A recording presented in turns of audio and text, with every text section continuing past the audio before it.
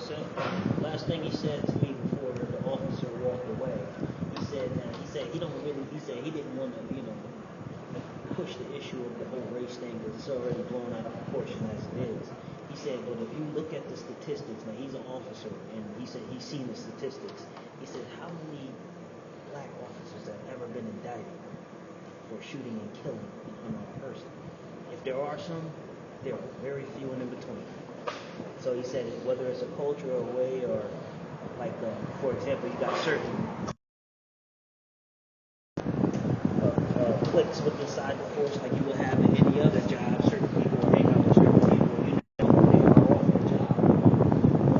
But, that was a major punchline of what he said. And now, the first thing I'm going to do in the next few minutes is try to look up.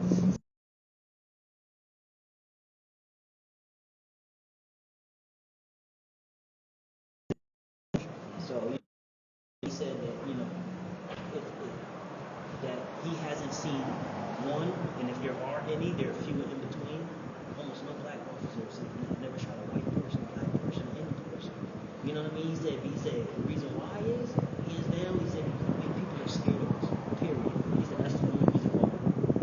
There's no exaggerating about it. I mean, there's this cool poster somewhere rather than just words. Two guys are sitting next to each other. One black guy and a white guy.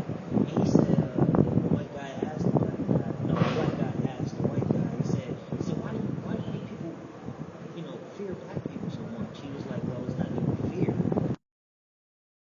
He said, because if we were took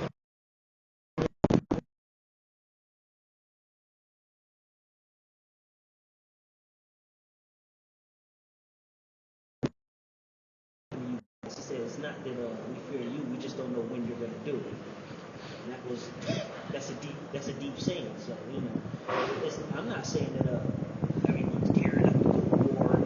That's anybody do that, will that prove? I mean, even if you do win, still, what would it prove? Who's going to police the winners? You know what I'm saying? So it's those are some very touchy subjects and some good points that the officer made. So that's why I said I was glad you was here to witness that. And this is, like I said, if you see how I did it, I set him up because we can have a conversation all day long. Hey, officer, let me ask you a few questions. Things that's been going on. He's pretty hip to YouTube and Facebook and all of this stuff, so he's seen a lot of these videos. And just like they said, they had a big meeting about it, and they watched the video in the meeting. He felt his way, others felt theirs. And that's gonna be the way of the world to the end of the world. You know what I mean? Everybody's gonna have two opinions, but instead of having a big war over opinions, sit down, find the common bond in between. You know what I mean? So, for example, like he was saying, he knew a bunch of guys too that would go to jail every year, and he knows them in the streets or whatever.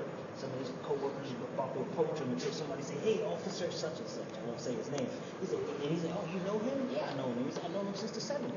He said, "Yeah, he's a crazy guy. He did a lot of breaking and entering, but that don't mean he's out there." And another good point that he made too was on the not the Freddie Fixer, I'm sorry, during the St. Patrick's Day parade was, even though the girl got slammed and that made the news, the drunk white guy swinging on officers trying to fight people, that didn't make the news though, right? That he was unruly. They took him down justly. Like I said, I want to see a lot of people. The same point I made in the other video, saying it doesn't happen to you. It's never happened to you. It never touched home yet. But the day it do, I would like to see what you have to say then. He said the same exact thing. Like I said, this is life. This isn't scripted. So if I can say one thing, another person say another, okay, fine. I'm just a regular person. I'm a regular citizen. That guy was an officer, so he would know more of the officer stuff than I would. You know what I'm saying? He would know more of the inside of what's going on than I would. And that was his opinion. And even though like I said, he doesn't want to speak because he doesn't want to get fired after a year of retire. I'll speak. That's exactly what he said. That story right there. So that should have put everything to rest. I mean, I'm pretty sure it won't until he retires and then we get that interview and then be able to slap people in the face. But hopefully they'll stop. When it's on and done with by then, nobody even care no more. It'll still be